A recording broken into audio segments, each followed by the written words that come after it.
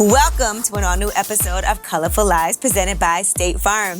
This season, we've been focusing on the things that we wish that we knew before major life events. In this week's episode, we're going to dig into what you should know before getting married. We've covered some of this in our past episodes, but what are some of the best practices for saving for a wedding? Tonya? Please tell us. I think that one of the most important things is to think about is just being aware of the costs associated with a wedding ceremony. I don't think enough people do that, especially now in this social media generation, and deciding what's really important to you. So is how it do you about decide family and friends? Well, I think it requires a conversation between you and your significant other. I think you should make a list of what's important to me, what's kind of important to me, and what doesn't matter at all. And then you compare your list with your partner, and then you say, oh, is this on your list? This is on your list. And I think you make your decision based on What was that. important to you? For me, it was the music. Okay. That's what I'm talking about. Yeah. For me, it was let's go back in time and we go need to your to wedding. wobble. yeah, we had to wobble. I'm a line dancer. But no, for me, it really, and when people, my friends who were at the wedding, so our hashtag was Flash Wedding Bash. If you want to check it out on social media, you can.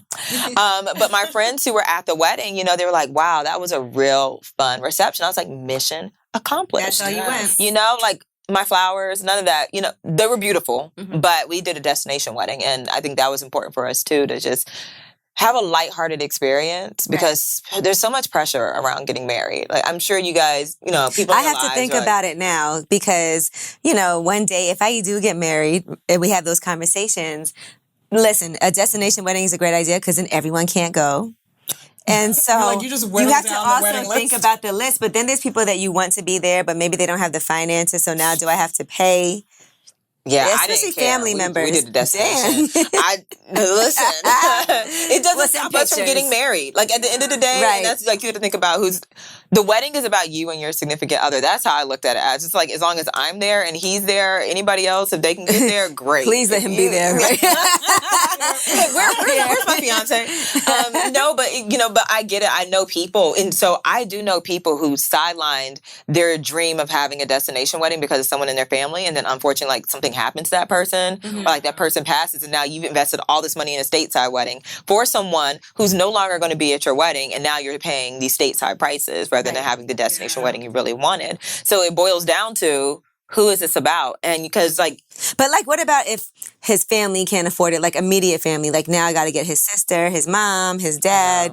And I don't know, Angela. You said too bad? Angela, who are all these people that you're paying for? Because you have to think, sometimes I always take into consideration people that are important to me, and financially, is it too much for me to have a destination wedding? Because it is a flight, it is a room. And then do you expect to get a present?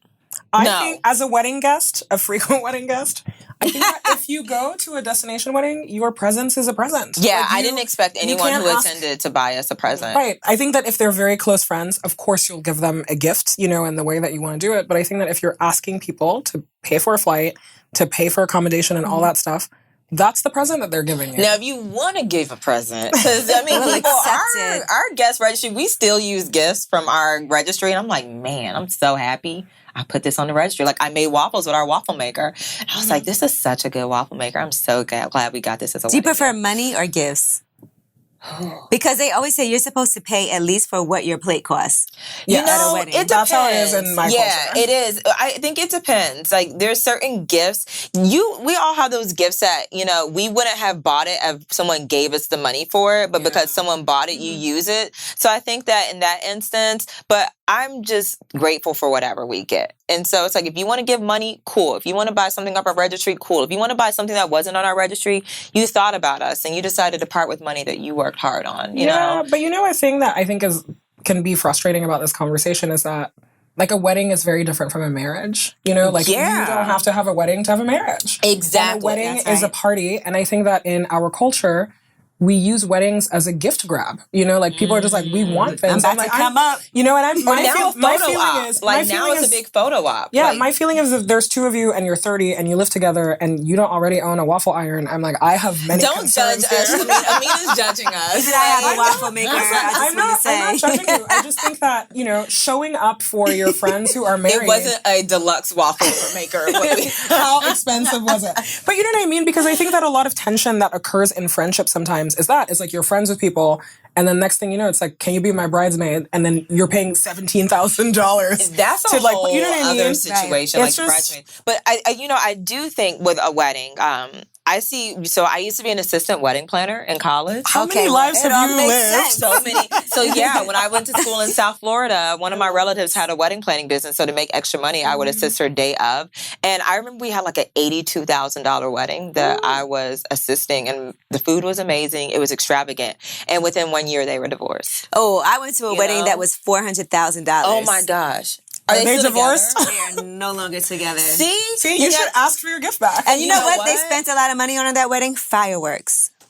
But this is what I'm saying. Like a wedding is a party, right? It's a flex. Party. It's a flex of logistically, what are you two people capable of? But here's the thing. It doesn't say a lot about there's a missed everything else. opportunity to flex differently, because like if you're not investing in a wedding is not an investment. Let's get that clear. Okay. But you can use that money. Like, it's not. But you can use that money to actually invest in something such as buy a property. And I know for me, we were living in New York. We didn't own, and so I was like, I refuse to spend an XYZ amount of money on a wedding, and we don't own property. Like we don't own it doesn't make things sense of this value. And so $400,000, I hope to God your assets are more than $400,000, because if not, you should have invested that. Well, you could tell already somebody didn't invest wisely. Clearly, they spent they didn't even $400,000 on a wedding. Now, a couple of other things I wanted to ask about when it comes to planning a wedding, because some people obviously like have huge families and some people don't. Mm-hmm. Now, I also went to a wedding recently where the bride's family was all in the room with them and during the reception, and they had us in like a separate room. His family, the groom. Of how big their family party was? It was like a division, so we couldn't even like see her. But I think she planned everything. Like a broadcast, kind of? Like when you go to church, like the overflow room? Yeah, we were like in the overflow room. You could have watched and my family was so mad. It's a popping couple. You got an overflow room at your wedding. Yeah, so how do you avoid offending people at a wedding when clearly like the room, some people had to be in the overflow room? How would you have handled that situation? I feel like people just need to check their emotions. And like, I think that so many, and I don't know, I'm just big on people feel so entitled. Mm-hmm. And it's like, first of all, if it's not a destination wedding, you didn't pay to come to my wedding. So if you go in an overflow room, like you're about to eat for free. You're about to dance for free. You're probably going to drink for free. Like, so it's like, get what you can. I don't know. I always am checking my entitlement to other people's experiences. And I'm just happy that they thought that I should play a part in this day. Right. I think it's just about communicating well, right? Mm-hmm. Like if you were, and I think that that's usually a lot of the problems, the kind of when you feel feelings about other people's weddings, it's just because you didn't know. You didn't have enough information. Mm-hmm. So if it's communicated to you like, hi, we have a lot of family. That's true. Our family is our priority. We love you. We want you to be there, but you're going to be in the church overflow room. No, it was not family, but it was his family was in that room. See, that's kind of shady though. It's like that's my family is here and your family is. Her family was all in the room, and then my family was all in like a different room. See, then I just feel like you just shouldn't. What's going on? I can't hear anything. That's when I feel like you should just wait or something like that, because that's different. I feel like that if you can't do it in a way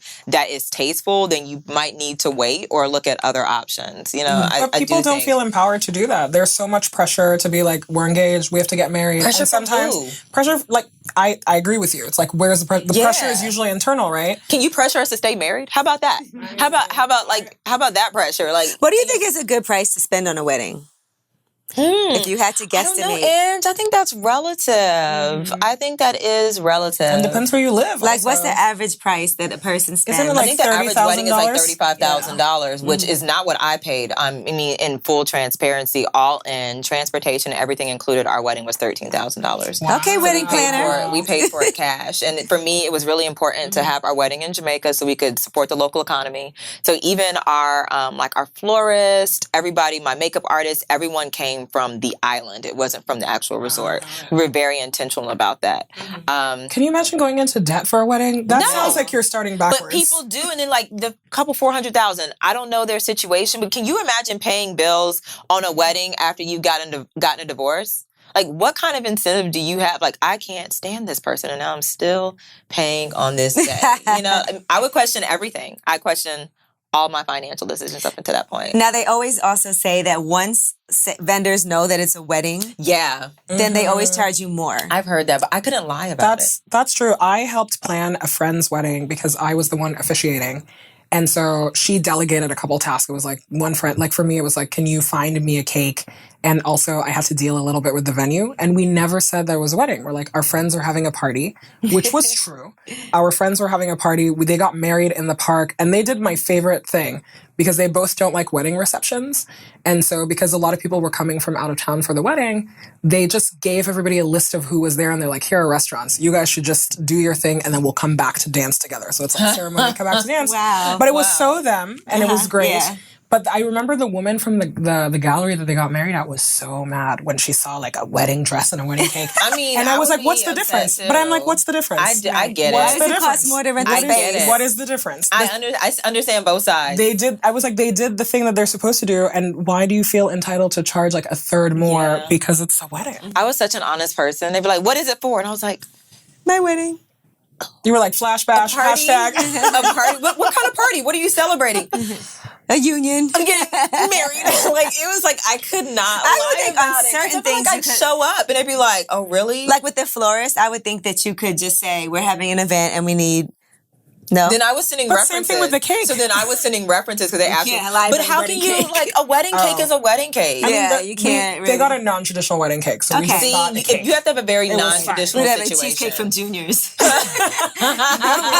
we got this like beautiful French cake. But you know what I mean? I also think that like a thing that's I always get excited about a wedding when you're like, the wedding is a true reflection of who the couple is. Right. So you shouldn't just do things because this is the way that everybody does them, right? You're like, if this is the kind of, because it's just about like, what kind of hosts are you? Yeah. So if you are the kinds of hosts that like, your wedding will not have a cake, it'll have like a tower of cheese, for example. Right. I was like, that's you. And I appreciate that because this is who you are. Yeah. And I think there are just people just do things that they feel expected to do instead of just saying, this is how we want to host our community on the day of our wedding. And I think that, regardless of if we're talking about, weddings or dating or talking about money with your partner, it doesn't get any easier to talk about difficult financial topics by avoiding them. Like, avoiding doesn't fix anything, but practice makes perfect. And so, a lot of people want to know when is the right time to talk to your partner about credit, et cetera, and things like that. And it depends on the nature of your relationship. It depends on the person. It depends on where you are in your life.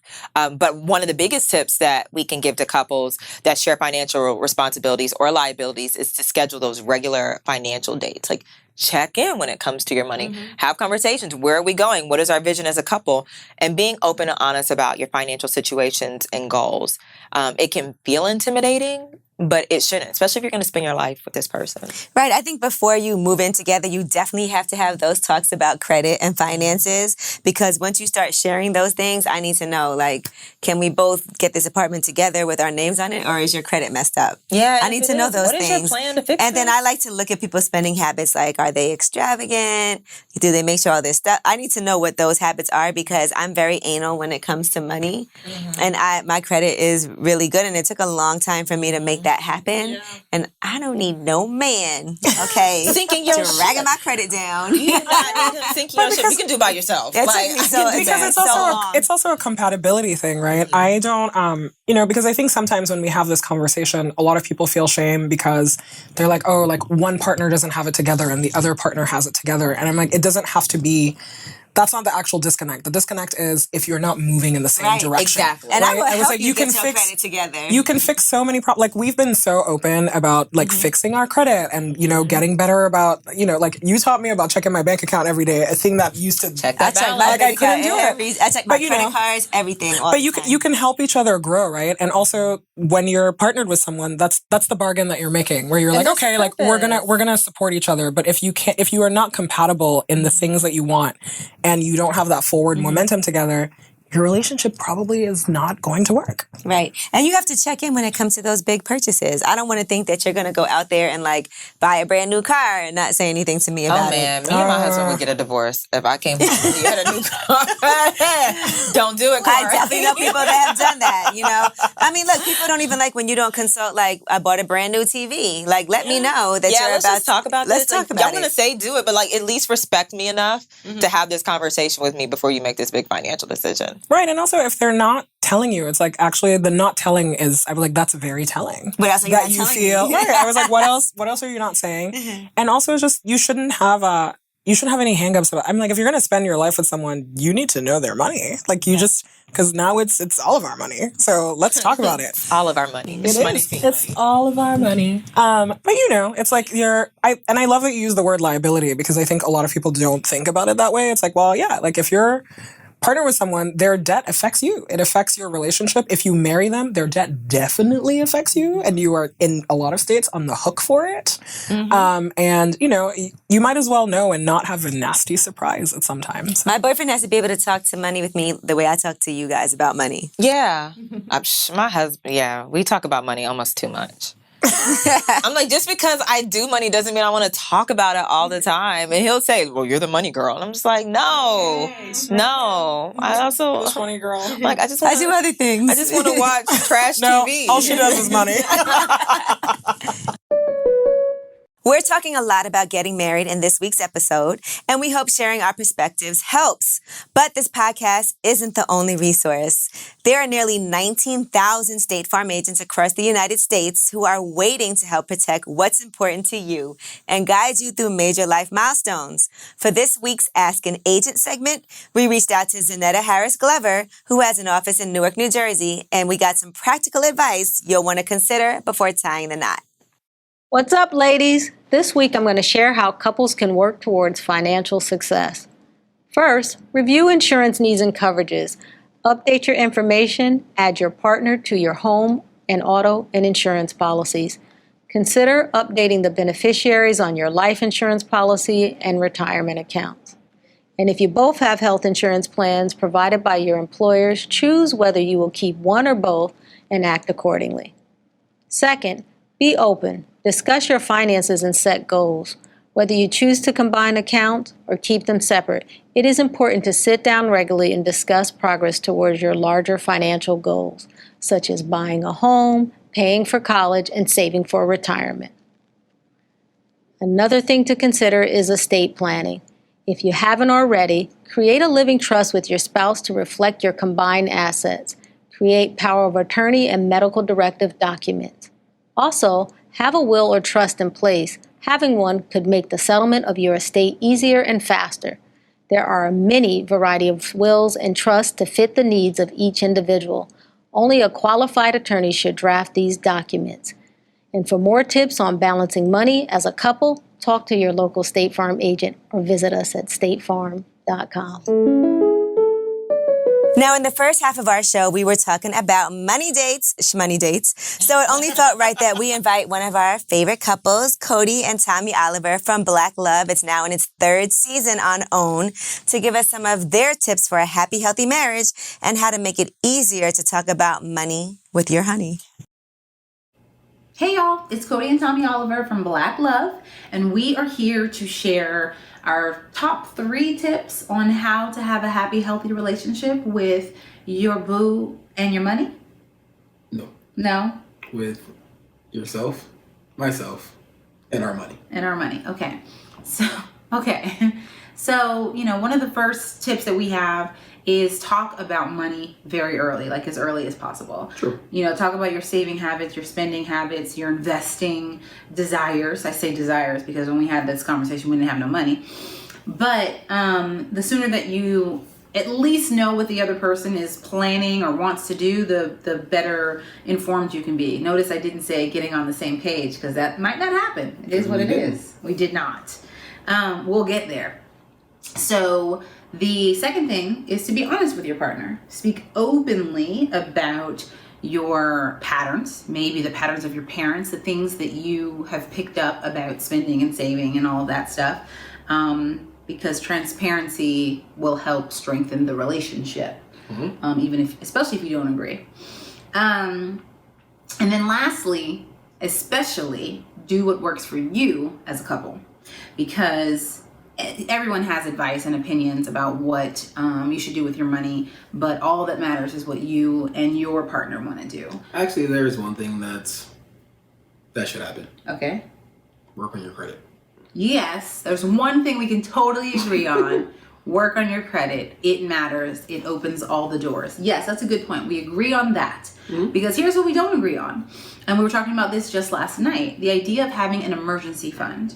Tommy, it's important to him that we invest in ourselves, that we invest in our businesses. And it's important to me to make sure that we're saving a little bit for a rainy day. And Those are the same things. An emergency fund does not equal savings. It is saving. It is putting money aside. Those aren't the same thing. No, they're not the same. But you said, but I don't believe. Case, but no, you said that I'm not a. But that's inaccurate. I'm not a fan of an emergency fund. But the idea of understanding savings versus the opportunity cost of making that money work for it. So do you want an emergency fund? An emergency fund of a reasonable amount is important.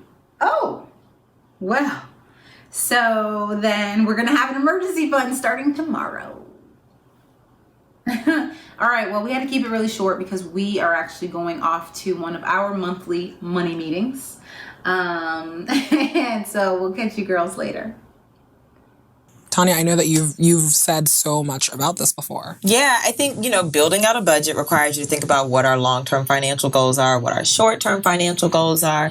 But I think the cornerstone of the budget, like they said, is, an emergency fund. Like, you always want to make sure that you're prioritizing creating that emergency fund, because nothing stresses out a marriage or a relationship more than having financial trouble. Like, you'll see a completely different side of that person, and you'll start to question everything. It might be me. So you see a side of, okay. Yeah, like, wait, you didn't plan for our future? Wait. How do you decide how much you're putting in the emergency fund? Like, what's the calculation behind what that's supposed to be for each, because each couple has different needs? Yeah, I mean, that's a great question. And it is essentially looking at your expenses. It is looking at what you're responsible for. And then based on what you're responsible for, most people, we recommend 3 to 6 months of your overhead. But you have to, it really comes down to the couple. It really comes down to the couple, as we've seen. Like, all couples are different. Everyone has different philosophies. Everyone has different financial responsibilities. People have different support systems in place. Some people come from wealthy families. Some people come from, situations where they're supporting their parents. And so it's sometimes not just your household, it's the other households you're supporting outside of your household. So how much you have set aside is going to look different. The idea of combining my finances is so scary to me. I know. And honestly, that's one of the things. Yeah, it is stressing me out even just hearing you talk about it. Yes. That's one of the things I love about Black Love and watching that show is you just see so many couples and how they've overcome certain things. Personally knowing Tommy and Codie, they're awesome. They're like, I remember when we had Karis, when I was pregnant with Karis, I asked Tommy, I was like, how can I make sure that I'm not invalidating Kamari in his role as a father? Because I think as a mother, you always want to step in. So it's like, how can I make sure that he feels like a confident parent as well? And they're just great, as you've seen. They have so much knowledge. Yeah,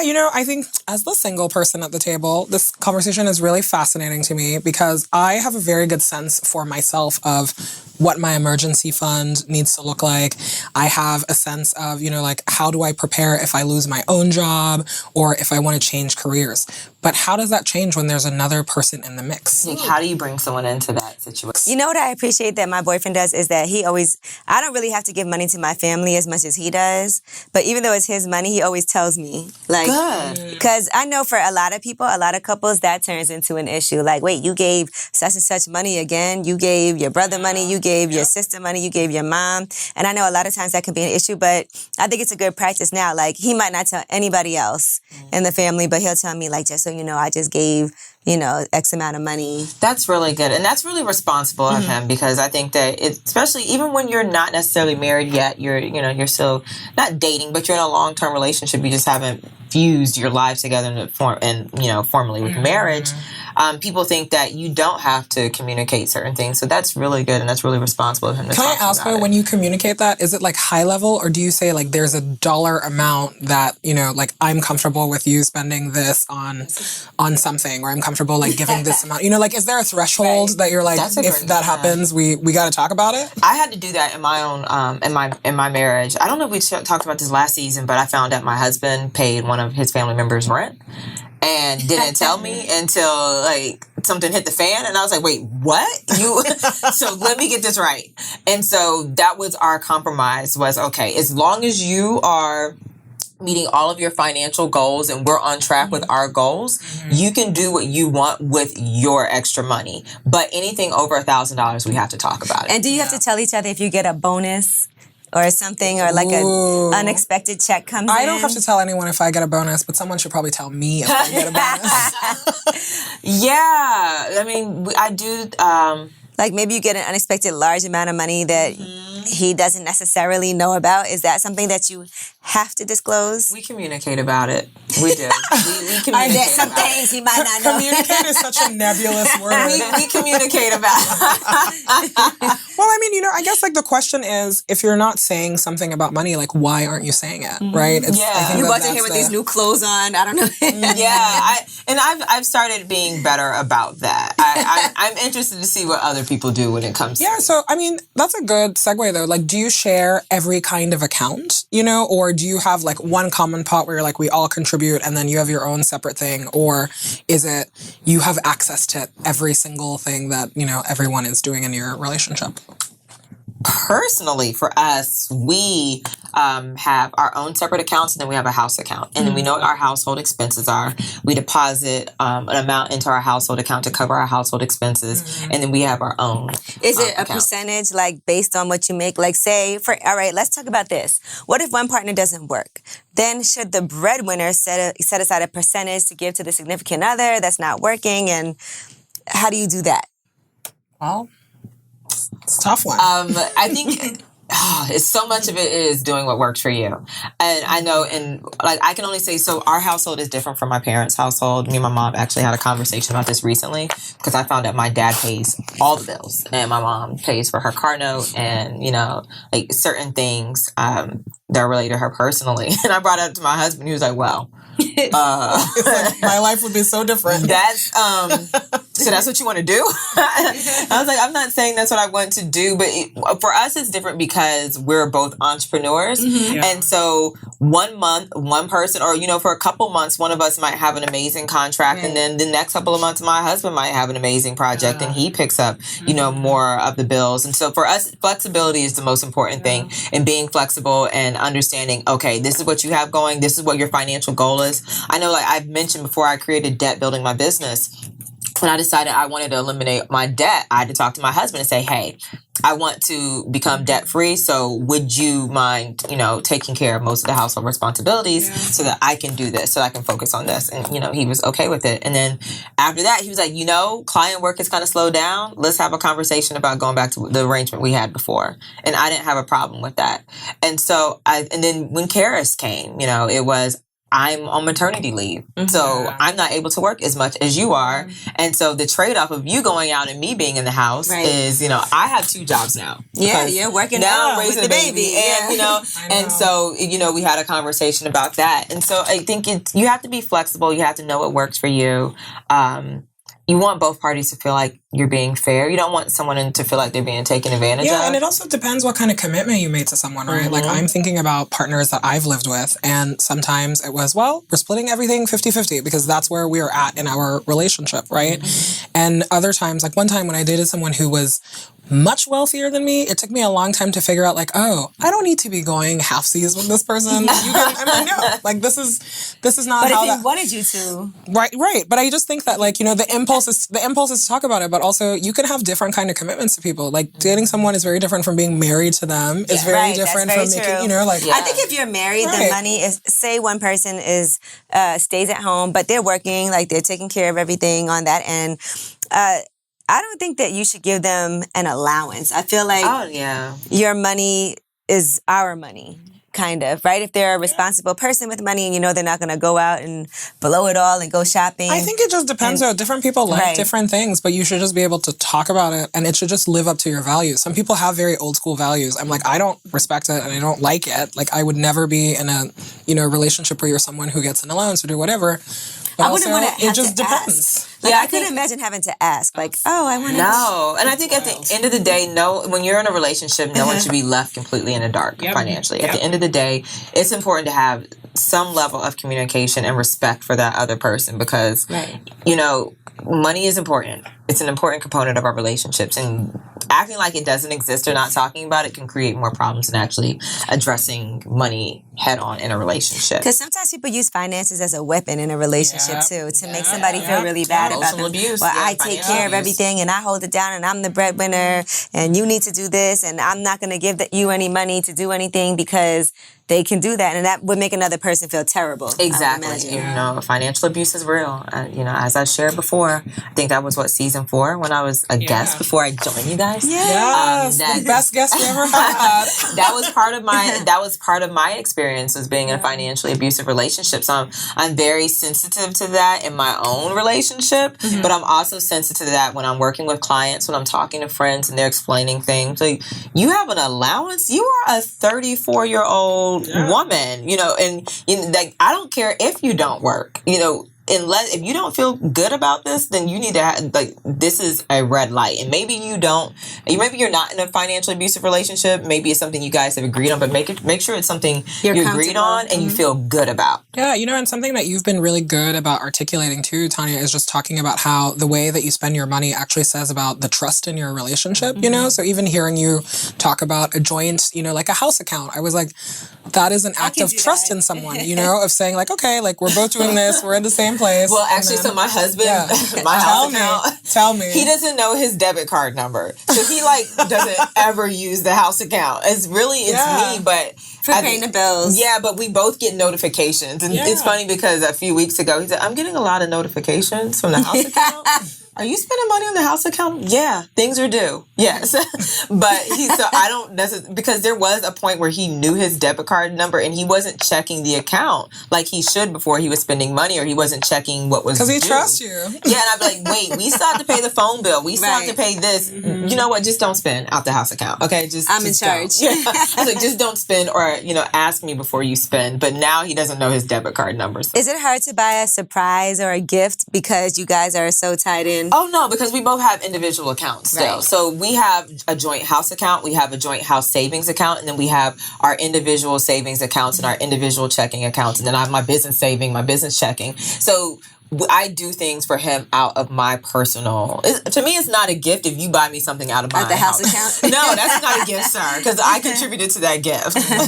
But I think that, getting married can provide some tax benefits when filing together, but you should always consult a tax professional who has details on your specific situation. I think there's a lot of murkiness. People don't understand taxes and how, filing jointly, filing separately, filing joint or single, if filing married, filing jointly, married, filing separately. There's all these different ways of filing. It's complicated. Yeah. And I know in our instance, I did not want to file jointly with my husband because I didn't want his income factored into my student loan payments. Okay. But when we were considering buying a home, his business wasn't as successful as my business, so he needed my business income on our tax return for us to apply for our mortgage.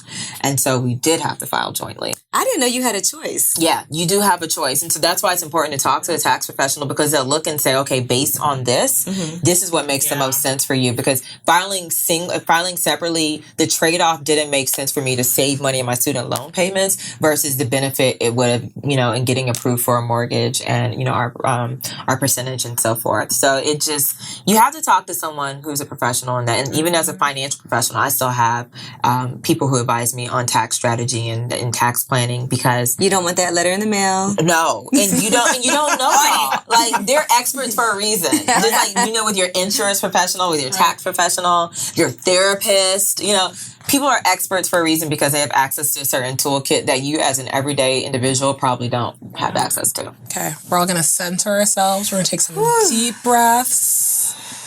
Money got me all riled up. These feel good. These money meditations feel good. I love it. So we're going to do a money meditation. You got it. We're going to breathe in accountability. We're going to breathe out money every time. That's what we're doing. Can I breathe in money? Listen, you can breathe in, breathe out the money all you want. Okay, let's all center ourselves. Let's breathe. Deep breath in. And then we're going to breathe money out. Everybody in and out. In and out. In and out. Listen, we want a healthy financial breaths here. Inhale money, exhale money. I need that on a shirt. We'll make it happen for you. But for today's money meditation, let's all take a moment to identify a way we can work together with a partner, whether it is your business partner or it is your romantic partner, to improve. Take inventory of what stresses and burdens you around money management and finances, and imagine that weight being lifted off of your shoulders by a partner who knows and understands. Now, picture something you can do that will make your partner's life easier around money management. And now you can think to yourself, what is stopping you from starting today on those goals?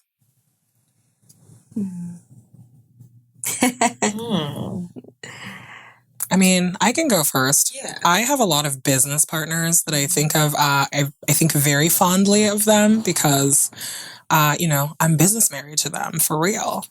And recently I've been thinking a lot about how hard it is to make decisions. Like, it's hard for me to make a decision for myself. And the minute it involves somebody else, I just get stressed about it.